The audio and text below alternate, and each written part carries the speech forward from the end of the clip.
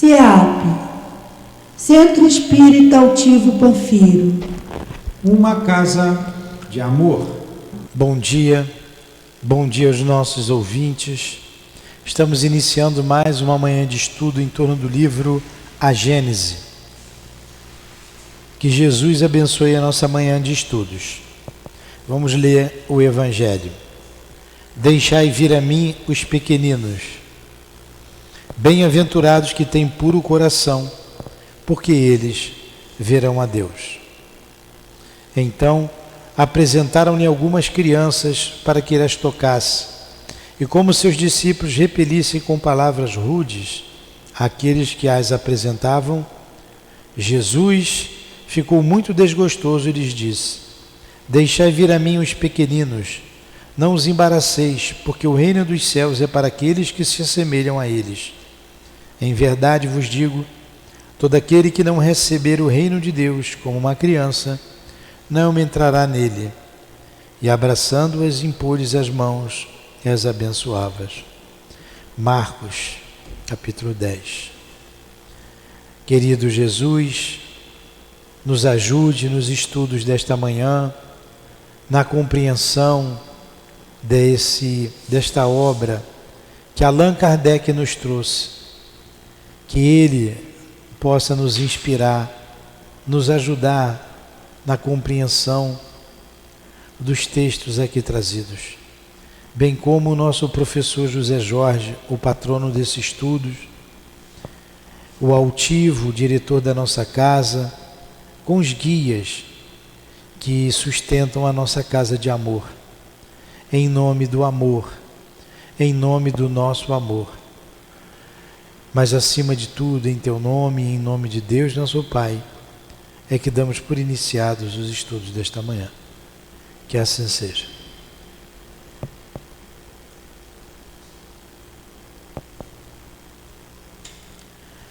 Então vamos lá. Nós estamos nos fundamentos da revelação espírita. É o item 23. Fundamentos da Revelação Espírita, item 23. Nesse livro da edição CELD, a página 35. Achou? Achou? 35.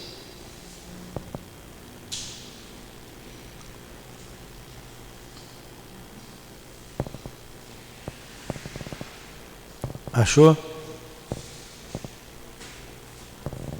Então é o item 23.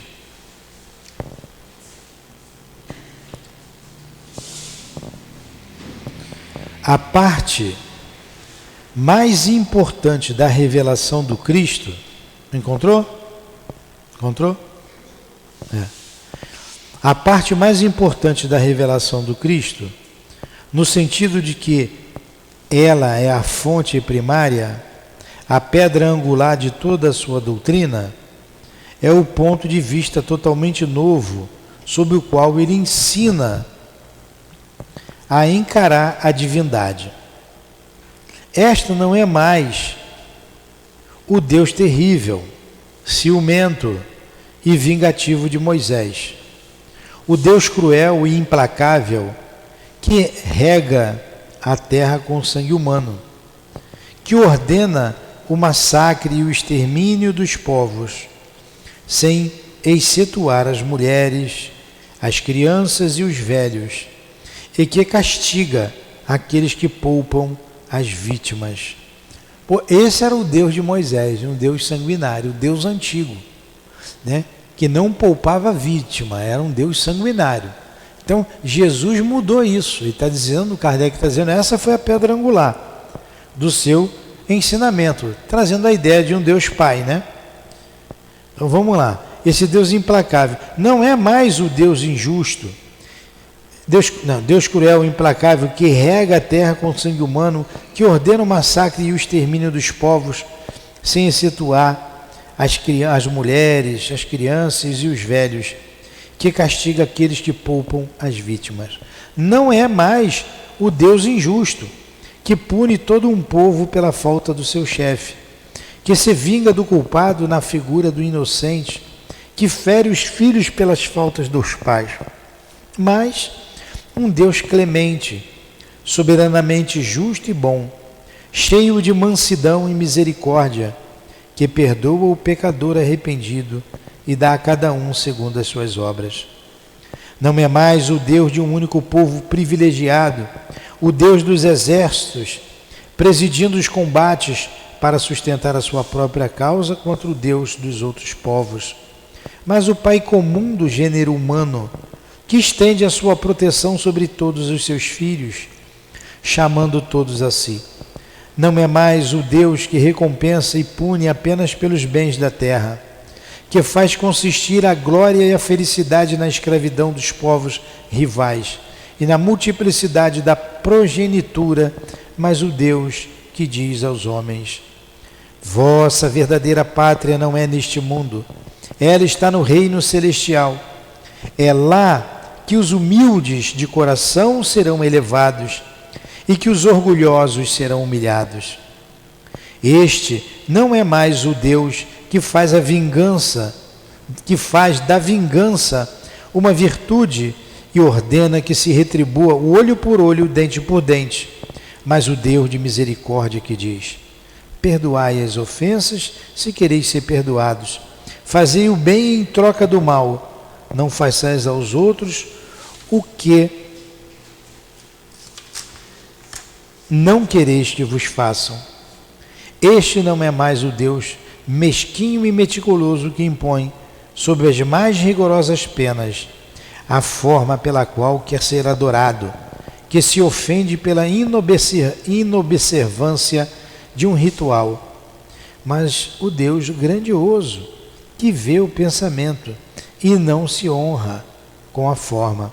Enfim, este não é mais o Deus que quer ser temido, mas o Deus que quer ser amado. Então Jesus trouxe aí uma nova visão de Deus. Mas hoje você ainda ouve dizer: eu sou temente a Deus, né? Nós temos que ser temente a Deus, mas Jesus não trouxe isso. Jesus não ensinou isso. Jesus disse que nós temos que amar a Deus e não temer a Deus. Amar a Deus sobre todas as coisas e o próximo como a nós mesmos. Então Jesus trouxe uma outra concepção de Deus, um Deus Pai, contradizendo o Deus vingativo. E foi em nome de Deus,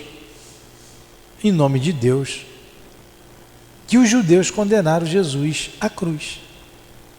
Porque eles estavam com medo de perder a posição que eles tinham, os proveitos que eles tiravam como sacerdotes, que eram da religião, fazendo da religião preceitos humanos, esquecendo-se da lei do Sinai, que Moisés trouxe, os 10 mandamentos. Agora que coisa, né? Em nome de Deus, eles mataram Jesus, crucificaram. Não foram os romanos que fizeram isso, foram eles, os sacerdotes, os fariseus, os hipócritas. Não, o meu Deus é forte, é poderoso, é da guerra, vamos destruir, vamos matar. Em nome desse Deus, eles perseguiram os cristãos, perseguiram, apedrejaram, condenaram à morte, em nome de Deus. Vocês acham que esses mesmos fariseus não estão aí até hoje? Muitos estão aí, ó, ganhando muito dinheiro ainda, usando o nome de Deus. Muitos estão por aí. Mesmo, não mudaram quase nada, para não dizer nada, mudaram quase nada. Exaltam Jesus, fazendo de Jesus um Deus e tirando proveito. A gente vê homens riquíssimos, são os mesmos, não tenho dúvida disso não. São os mesmos.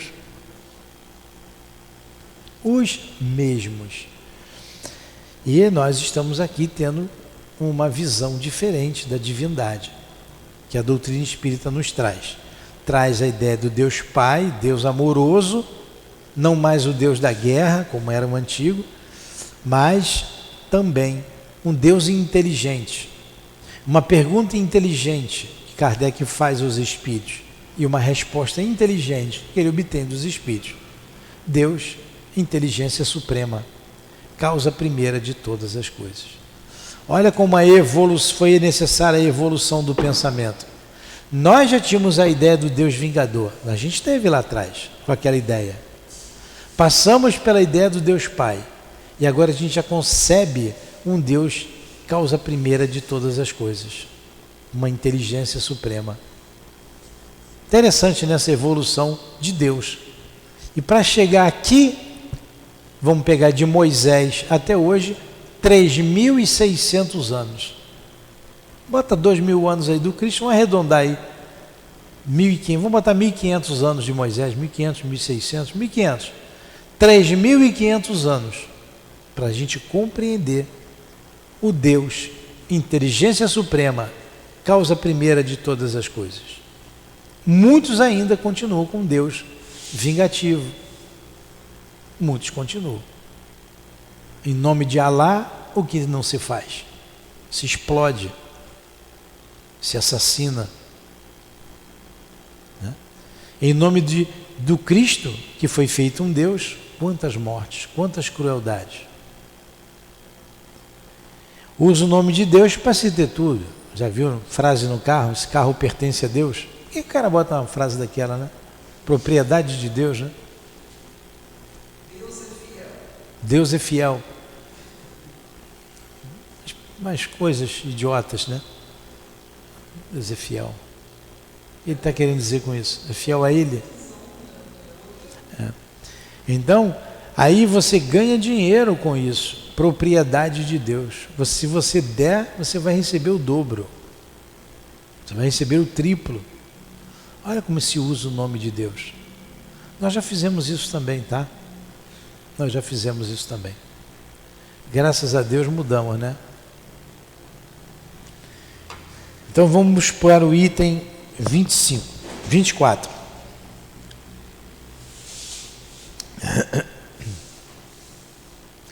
Sendo Deus a base de todas as crenças religiosas e o objetivo de todos os cultos, o caráter de todas as religiões está de acordo com a ideia que elas concebem de Deus.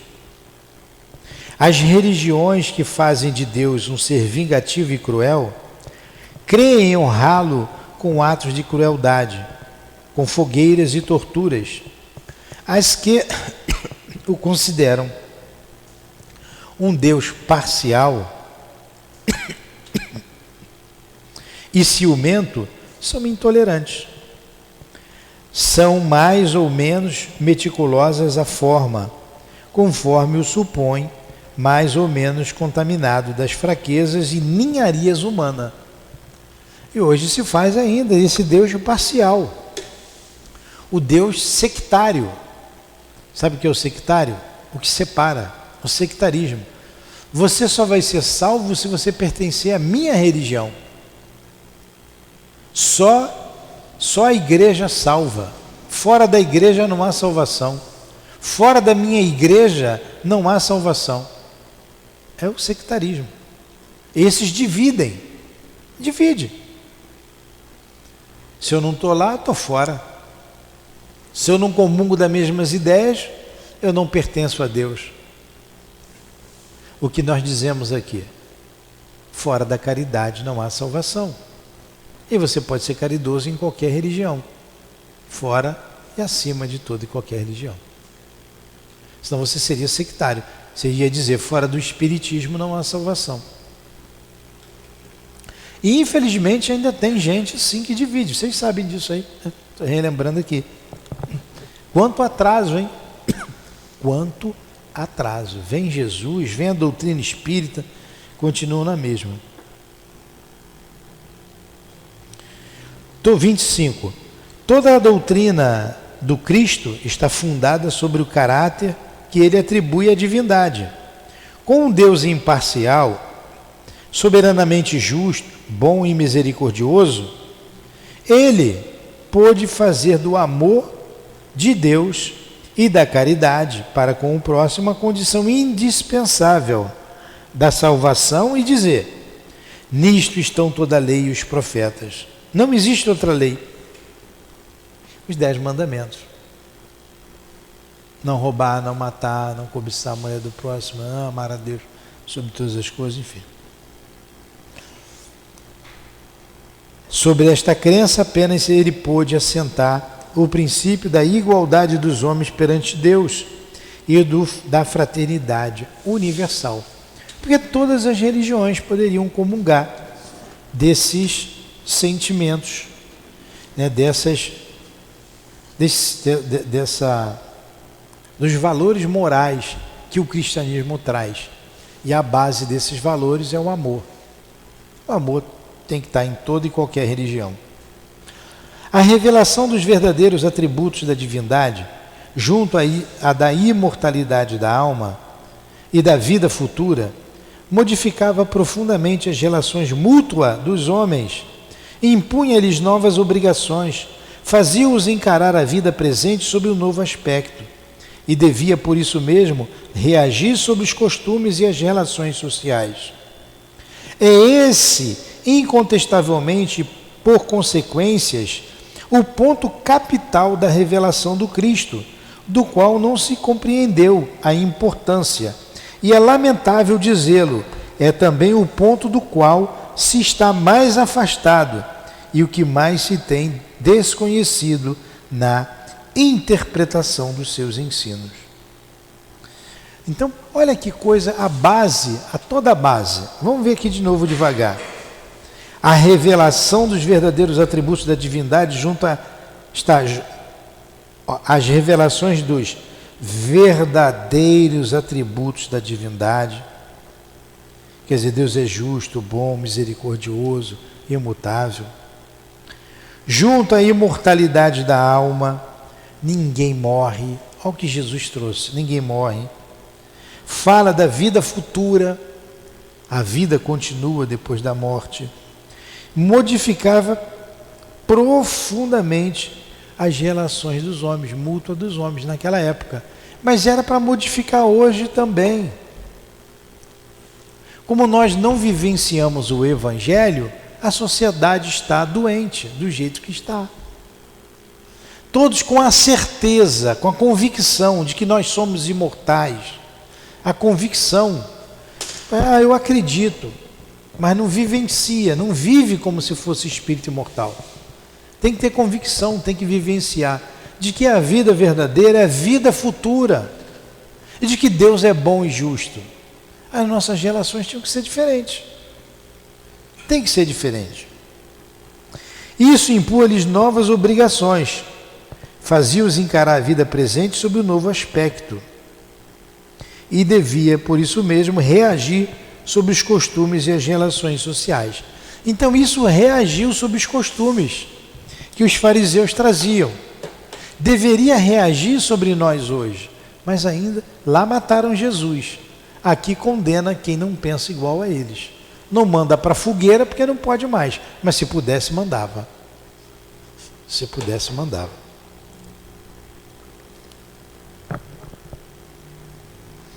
É esse, incontestavelmente, por suas consequências, o ponto capital da revelação do Cristo, do qual não se compreendeu a importância. Não compreenderam Jesus? Não compreendem Jesus hoje. E é lamentável dizê-lo, é também um ponto do qual se está mais afastados, porque a gente não vive fraternalmente, é um querendo comer o outro, engolir o outro, e que o mais se tem desconhecido na interpretação dos seus ensinamentos. Entretanto, o Cristo acrescenta: muitas das coisas que vos digo ainda não as podeis compreender, e muitas outras eu teria para dizer, que não compreenderíeis. É por isso que eu vos falo por parábolas. Mais tarde, porém, eu vos enviarei o Consolador, o Espírito de verdade, que restabelecerá todas as coisas e as explicarás a vós. Isso aqui a gente comentou na outra aula, né? Então, muita coisa Jesus teria a dizer, mas ele não podia dizer. O pouco que ele disse, mataram ele. O pouco que ele disse, condenaram ele. Os apóstolos, seus seguidores divulgavam, eram caçados. Você sabe o que é você ser caçado? E virar comida de leão num circo? Olha que coisa, hein? Quanta ignorância. Quanta ignorância. Não entenderam o que ele disse. Hoje ainda não entende. Não entende.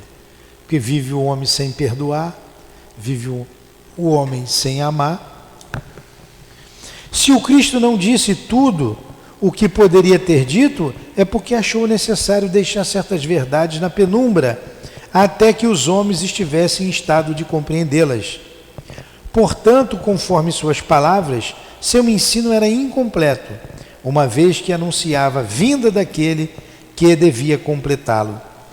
Ele previra, assim, que os homens se equivocariam com as suas palavras, que se desviariam dos seus ensinamentos, numa palavra, que desfariam o que ele fez, pois que todas as coisas teriam que ser restabelecidas.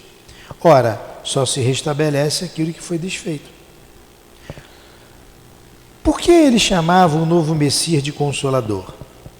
Este nome significativo e sem ambiguidade é toda uma revelação. Ele previa que os homens teriam necessidade de consolações, o que implica na insuficiência daquelas que eles se achariam na crença que iam fundar. Talvez o Cristo jamais fosse tão claro, tão explícito, como nestas palavras, às quais poucas pessoas deram atenção, provavelmente porque evitaram esclarecê-las e aprofundar o seu sentido profético. Então Jesus sabia, ele sabia que as pessoas iam precisar de consolo, de consolação. É um mestre que a gente não tem como avaliar a grandiosidade desse espírito. Não tem como. A sua postura diante da vida, a sua mansuetude, a sua simplicidade. E com tantos valores morais adquiridos. A gente não tem como avaliar isso. Por isso estamos hoje aqui, apesar de uma nova revelação trazendo novos esclarecimentos, a gente ainda não consegue viver uma vida fraterna, porque nós somos complicados mesmo. Complicados. E até em casas espíritas existem problemas. Né?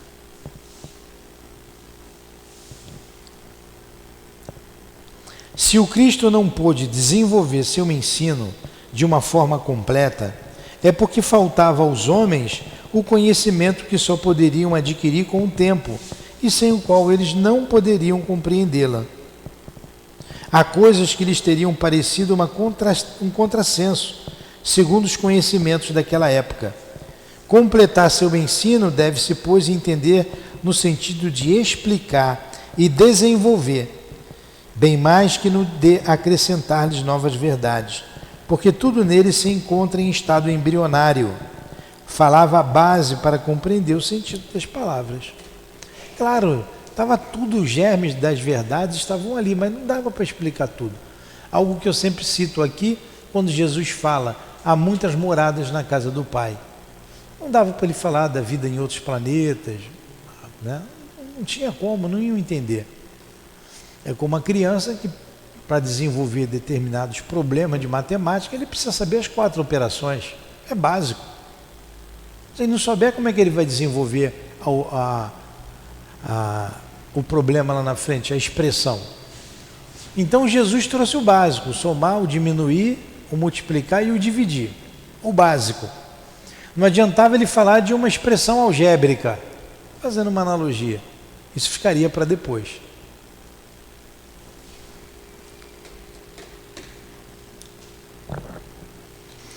Se o Cristo não pôde desenvolver seu ensino de uma forma completa, é porque faltava aos homens o conhecimento que só poderiam adquirir com o tempo, e sem o qual eles não poderiam compreendê-lo. Eu li essa, né? Agora é 29. Mas quem ousa atrever a interpretar as Escrituras sagradas? Quem tem esse direito? Quem possui as luzes necessárias a não ser os teólogos? Quem ousa? A ciência, inicialmente, que não pede permissão a ninguém para divulgar as leis da natureza e que passa por cima dos erros e dos preconceitos. Quem tem esse direito? Nesse século de emancipação intelectual e de liberdade de consciência, o direito à verificação pertence a todas as pessoas e as Escrituras não são mais uma arca santa, na qual ninguém ousava tocar com a ponta do dedo sem correr o risco de ser fulminado. Quanto às luzes especiais necessárias, sem contestar, as luzes dos teólogos, por mais esclarecidos que fossem os da Idade Média, e em particular os pais da Igreja, eles, entretanto, ainda não eram esclarecidos o suficiente para não condenarem como heresia o movimento da Terra e a crença na teoria dos antípodas. Mesmo sem ir tão longe, os teólogos nos nossos dias não reprovam energicamente a teoria dos períodos da formação da Terra. Então ele está falando desse desenvolvimento da inteligência. A Terra já foi o centro do universo. Quem falasse contra era uma heresia. E o herege era condenado a uma fogueira, porque expressou uma verdade. Olha como engessou o pensamento humano. A igreja engessou e engessou muito. E Jesus sabia disso. Por isso que ele disse que naquela passagem de Consolador, enviaria o Consolador para relembrar o que ele tinha dito. E é o que nós estamos fazendo aqui, na doutrina espírita. Relembrando o que Jesus nos disse, nos trouxe.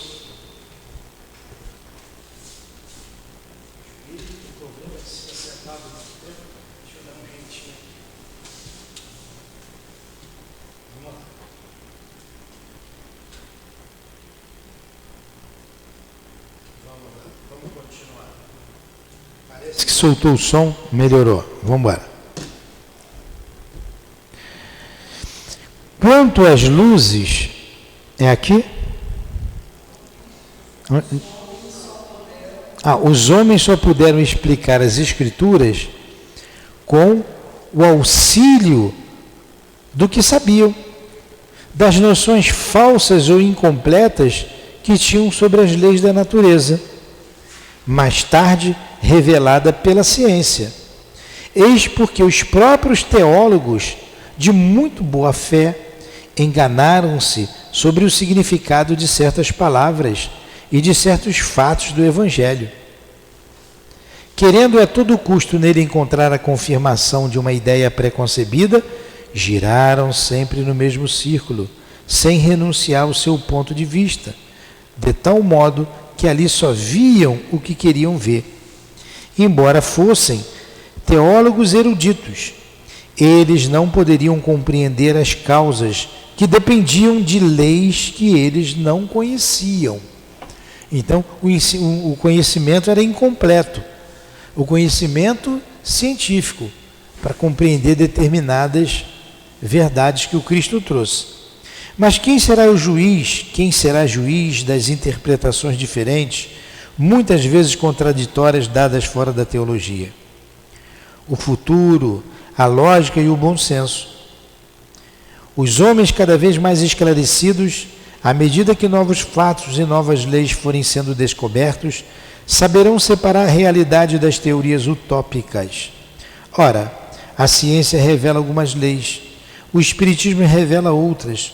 Umas e outras são indispensáveis à compreensão dos textos sagrados de todas as religiões, desde Confúcio e Buda até o cristianismo. Quanto à teologia, ela não poderia judiciosamente alegar as contradições da ciência, porquanto ela nem sempre está de acordo consigo mesmo. Então a gente vai vendo aqui, quem que poderia contradizer essa teologia? Aí, o futuro, a lógica e o bom senso. Quer dizer, a razão. Por isso está no frontispício ali do Evangelho. Fé inabalável é aquela que pode encarar a razão frente a frente, em todas as épocas da humanidade. Então, o desenvolvimento do intelecto do homem faz com que a gente compreenda hoje melhor os ensinamentos do Cristo. Então, o tempo, o futuro, o desenvolvimento da inteligência. 30.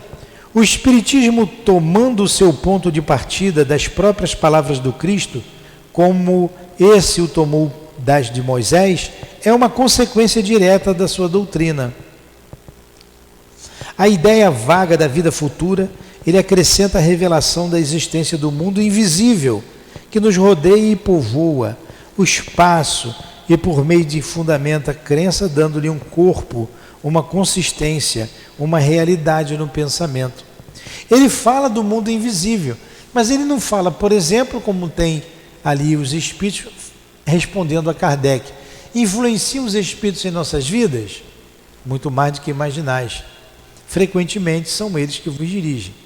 E a partir dessa pergunta, dessa resposta, vem uma série de perguntas na relação dos espíritos com os homens, que Jesus não podia falar, que Jesus não tinha como falar naquela época. Ó, eu sei que é um pouquinho maçante, mas a gente tem que ler, não tem jeito, né? Esse livro a gente tem que ir lendo. A gente faz aula de 50 minutos, tá? Tá bom? Estão conseguindo acompanhar? Estou vendo vocês com a cara de cansado, danado. Mas vamos lá.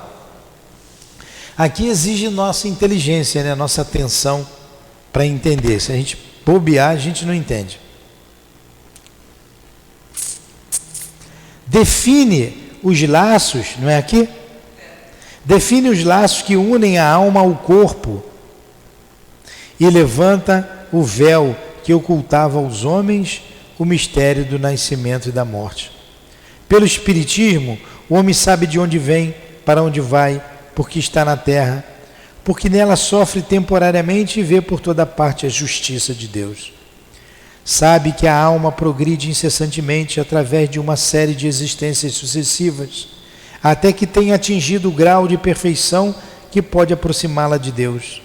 Sabe que todas as almas, tendo o mesmo ponto de origem, são criadas iguais, com idêntica aptidão para progredir em virtude do seu livre arbítrio, que todas são da mesma natureza e que só há entre elas a diferença do progresso realizado, que todas têm o mesmo destino e alcançarão o mesmo objetivo, mais ou menos rapidamente, segundo o seu trabalho e sua boa vontade.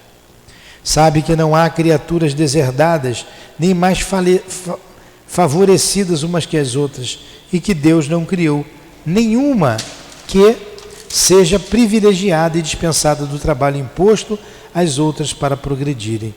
Então a doutrina espírita esclarece tudo isso para a gente. Tivemos o mesmo princípio, ninguém é privilegiado, teremos o mesmo fim, o mesmo destino. Que não há seres eternamente consagrados ao mal, quer dizer, não há demônios, não há uma briga de Deus com os anjos que se rebelaram, não há isso. Que aqueles que designados pelo nome de demônios são espíritos ainda atrasados e imperfeitos, que praticam o mal no estado de espíritos como praticavam no estado de encarnados, mas que se adiantarão e se aperfeiçoarão, que os anjos ou espíritos puros não são seres à parte na criação, mas espíritos que chegaram à meta após terem percorrido a estrada do progresso, que portanto não há criações múltiplas de diferentes categorias entre os seres inteligentes, mas que toda a criação resulta da grande lei de unidade que rege o universo, e que todos os seres gravitam em direção a um fim comum, que é a perfeição, sem que uns sejam favorecidos à custa de outros, visto serem todos filhos das suas obras. É muito mais justo isso, né? É muito mais justo do que você dizer assim: você só vai ser feliz se você seguir a minha religião. Se você for mal, você vai para o inferno, vai ser condenado para sempre. Se você for bom, você vai para o céu. E Deus faz criaturas boas e criaturas más, porque tem muita criança má. Então Deus fez a criatura ruim. Ele errou na forma, ele errou na mão. Não tem criança que é já com instinto assassino de crueldade? Então Deus errou na mão? Quando você compreende que de onde nós viemos, que esse princípio inteligente que temos nos seres inferiores da criação, eles vão se elaborando até chegar na fase hominal, e esse processo é o processo dos arcanjos, dos anjos, foi o mesmo processo, fica tudo muito mais justo, muito mais justo. Por que Jesus nos ajuda tanto? Porque Ele compreende tudo isso. Ele já passou por tudo que nós estamos passando. E Ele sabe. E Ele sabe que todos fomos criados para a perfeição. Então Ele nos ajuda. Ele nos ajuda. E ai de nós se não fosse Ele. Vocês imaginam se Jesus não viesse trazer a lei de amor? Trazendo, a gente não compreende. Imagina se continuasse do jeito que estava. E estaria até hoje ainda. Até hoje. Até hoje. Até hoje. A gente não estaria aqui falando dessas coisas. O mundo ainda seria primitivo. O mundo ainda seria primitivo. E agora querem tirar o nome de Jesus, né? Querem acabar com Jesus, com Deus. Umas coisas esquisitas que vêm acontecendo.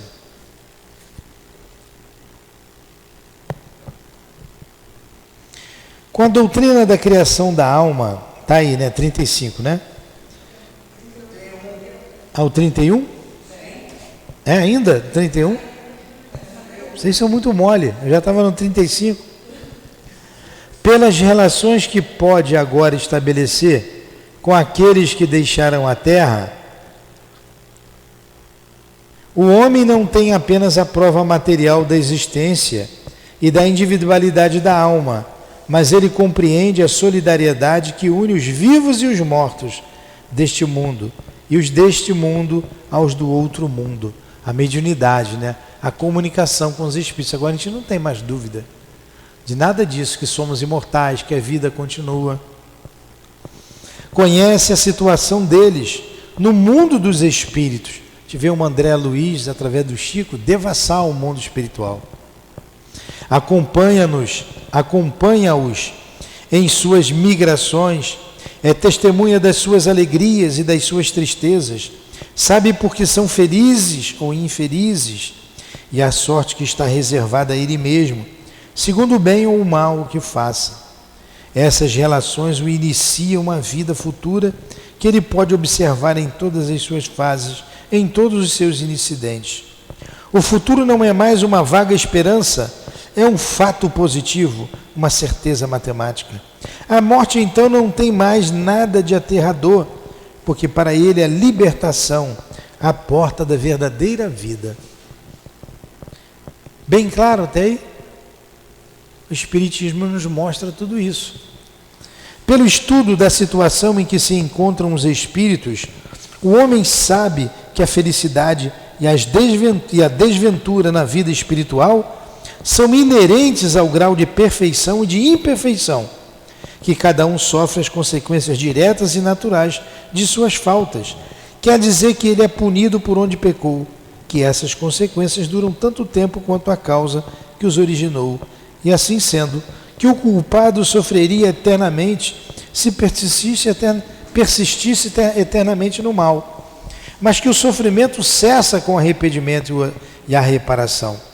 Logo, como depende de cada um o seu aperfeiçoamento, cada um pode, em virtude do seu livre-arbítrio, prolongar ou abreviar seus sofrimentos, como o doente que sofre pelos seus excessos, enquanto não dá para praticá-lo. Então isso aqui, a doutrina espírita tornou o homem responsável, porque antes a gente colocava tudo nas costas de Deus, ou nas costas de Jesus. Colocava. Não, Deus vai me salvar, se Deus quiser eu vou fazer isso, sempre colocando o nome de Deus. Se eu quiser, com a ajuda de Deus, isso vai acontecer, se eu quiser. Se Deus quiser, eu passo no concurso. Não vai passar nunca, se não estudar. Deus vai me ajudar a estudar, me ajuda? Ele vai ajudar, vai te dar força. A responsabilidade é minha. O meu destino Ainda hoje é claro nas religiões ortodoxas que Jesus salva, que Deus é quem salva, que Jesus e Deus é a mesma figura. Então, só Jesus salva. Se arrepende que Jesus salva. Se batiza que você é convertido, ou novo homem você é, e você pertence então a Jesus. Como que um copo d'água, ou um balde d'água, ou molhar o corpo o dia inteiro mergulhando num tanque, ou indo no Rio Jordão, vai te salvar? É muito fácil isso. Se eu tenho dinheiro, eu vou lá no Rio Jordão, que lá que é o... Que é isso, pô? Falta de raciocínio, de lógica. Aí você vê, você é responsável. Você é o único responsável, o diretor da sua vida. Você... fala. Muita gente abandona o espiritismo. Ela percebe que ela é responsável por tudo. Ela quer sair. Só fica procurando. E foge. Exatamente isso. Responsabilidade é a palavra-chave. Pelo menos para mim foi assim. Quando eu li, eu falei, nossa, eu sou a única responsável. Sangue de Jesus tem poder. É muito mais fácil pegar o sangue de Jesus e jogar em cima de mim do que eu me esforçar para que a coisa acontecesse. Isso é grave mesmo. Muita gente prefere ir lá. Aí não entende, né? Livra-me do mal, não me deixes cair em tentação. A tentação só depende de mim, não depende de Deus. Só depende da minha vontade, né? De expulsar. É isso mesmo. Vamos lá, estamos terminando. Se a razão recusa como incompatível com a bondade de Deus a ideia das penas irremissíveis, perpétuas, absolutas, muitas vezes infligidas por uma única falta, como a dos suplícios do inferno, que o arrependimento mais ardente, mais sincero não pode abrandar, ela se inclina diante dessa justiça distributiva e imparcial, que leva tudo em conta, que nunca fecha a porta ao arrependimento e estende constantemente a mão ao naufrágio, ao náufrago, em vez de empurrá-lo para o fundo. Poxa, olha como é que é diferente. Agora, como a gente disse aqui, o camarada é sementinha, né? É sementinha, né? Já ouviram falar, né? Sementinha do mal. Você vê o garoto ali, já está no caminho errado. Poxa, então Deus criou alguém para ir para o inferno, para ficar eternamente no inferno. Isso não é compatível com a bondade de Deus. Não é. Não é. Poxa, se Deus criou e Ele é justo, por que Ele criou o camarada desse jeito, o espírito desse jeito? Parece que nasceu torto, né? Somente a reencarnação. A doutrina espírita abre para a gente essa visão. Não, ele está num processo de crescimento. É a fase dele, é isso aí, ele é isso aí. Ele é isso. Se a gente visse esse espírito há 5.000 anos atrás, ele estava muito pior. E a gente não sabe do nosso passado, né? A pluralidade, aqui, né? Das existências, cujo princípio Cristo estabeleceu no Evangelho, mas sem defini-lo mais que muitos outros, é uma das leis mais importantes reveladas pelo Espiritismo, uma vez que demonstra a sua realidade e a sua necessidade para o progresso. Por essa lei, o homem explica todas as aparentes anomalias que a vida humana apresenta, as diferenças de posição social, as mortes prematuras, que sem a reencarnação tornariam inúteis para a alma as existências breves. Explica a desigualdade das aptidões intelectuais e morais pela antiguidade do espírito, que mais ou menos viveu, aprendeu e progrediu, e que traz, renascendo, o que adquiriu em suas existências anteriores. Então, através da reencarnação, o Espiritismo nos mostra isso tudo. Nos dá uma realidade bem mais racional, bem mais coerente com a justiça, com o amor de Deus. Alguma pergunta? Não? Vamos para o 35. A gente vai parar no 35. Tem muita coisa, hein? Vamos lá. Com a doutrina da criação da alma a cada nascimento, caímos no sistema das criações privilegiadas. Claro. Se você nasceu, se você surgiu no momento do nascimento, Deus tem preferência. Fez um rico, fez um pobre. Fez um bonito, fez um feio. Fez um com saúde, fez um aleijado, doente. E por aí vai. Entenderam? Com a unicidade das existências. Não tem explicação. Pergunta lá para esses que dirigem essas religiões por que Deus fez isso. Eles vão dizer porque Deus quis. Tudo bem, Deus quis, mas por que Deus quis? Tem que ter uma explicação. Só a reencarnação para explicar. Com a doutrina da criação da alma a cada nascimento, caímos no sistema das criações privilegiadas. Os homens são estranhos uns aos outros, nada os une, os laços de família são puramente carnais. Não são de nenhum modo solidários com um passado em que não existiam. Com a doutrina do nada após a morte, todas as relações terminam com a vida. Os seres humanos não são solidários no futuro. Pela reencarnação, eles são solidários no passado e no futuro. Suas relações se perpetuam no mundo espiritual e no mundo corporal. A fraternidade tem por base as próprias leis da natureza. O bem tem um objetivo e o mal suas consequências inevitáveis. Interessante, né? Fica bem claro, né? A gente vai parar aqui no 35, tá bom, não tá? Podemos parar aqui? Querem pegar mais o 36? Então vamos pegar somente o 36.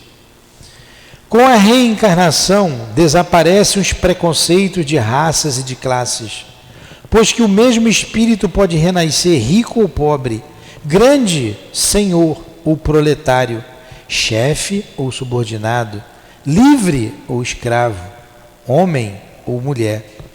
De todos os argumentos invocados contra a injustiça da servidão e da escravidão, contra a sujeição da mulher à lei do mais forte, nenhum há que supere em lógica o fato material da reencarnação. Se, pois, a reencarnação é fundamentada sobre uma lei da natureza, o princípio da fraternidade universal, ela fundamenta sobre a mesma lei o princípio da igualdade dos direitos sociais e, por consequência, o da liberdade. Então, a mulher não é mais frágil do que o homem. A mulher é um espírito, tanto quanto o homem. E esse espírito pode reencarnar num corpo masculino ou num corpo feminino. Quando aqueles que abusam do poder nascem num país daqueles onde a mulher é subjugada, que a gente vê por aí. Os homens só nascem inferiores e subordinados pelo corpo. Pelo espírito eles são iguais e livres. Daí o dever de tratar os inferiores com bondade, benevolência e humanidade. Porque aquele que hoje é nosso subordinado pode ter sido nosso igual ou nosso superior. Pode ser um parente ou um amigo. E nós, por nossa vez, podemos vir a ser subordinado daquele que hoje comandamos.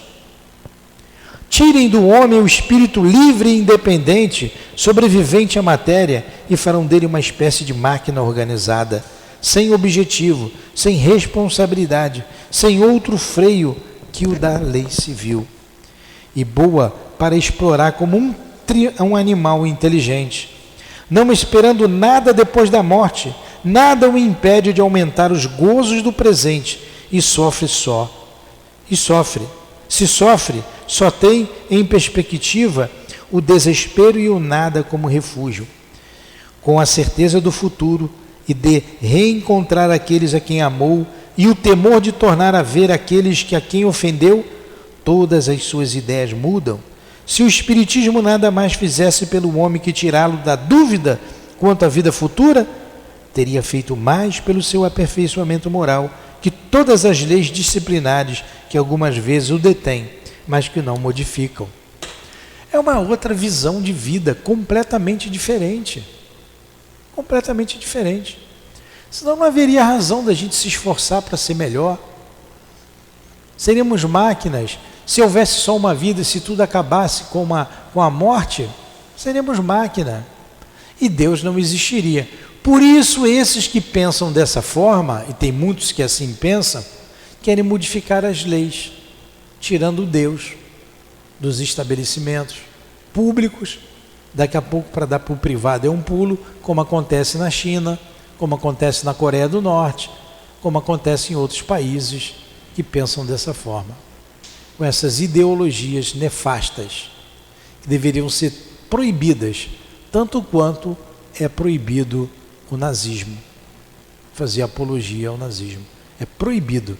Deveriam também algumas formas de governar serem proibidas. Alguma pergunta? Não.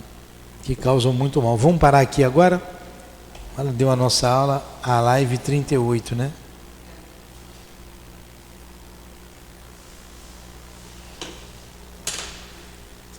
Não tem jeito, a gente tem que ir estudando mesmo a Gênesis, lendo. Vamos ter que ler. Quem não gosta de ler, vai aprender a ler, né? Aprender a gostar. Mas é muito esclarecedor esse livro, não é? Hã? Fica mais claro ainda, né? É isso mesmo. Vamos então fazer a nossa prece. Começamos os nossos estudos em nome de Deus e terminamos os nossos estudos em nome de Deus. Começamos com Jesus, terminamos com Jesus, com os bons espíritos que dirigem a nossa casa de amor, com o professor José Jorge, com o Altivo, com as nossas irmãs queridas, com a Lurdinha, com tantos outros amigos. Com eles, Senhor, terminamos os estudos. Muito obrigado por tudo. Despeça-nos na tua paz. Conduza os nossos passos diante da vida. Que seja em nome do Altivo, diretor da nossa casa, dos guias espirituais aqui presentes que conduziram esses estudos, o nosso professor José Jorge, em nome de Leon Denis, de Allan Kardec, em nome do amor, do nosso amor, em teu nome, Jesus, mas acima de tudo, em nome de Deus, encerramos então os estudos da manhã de hoje em torno do livro A Gênesis. Que assim seja.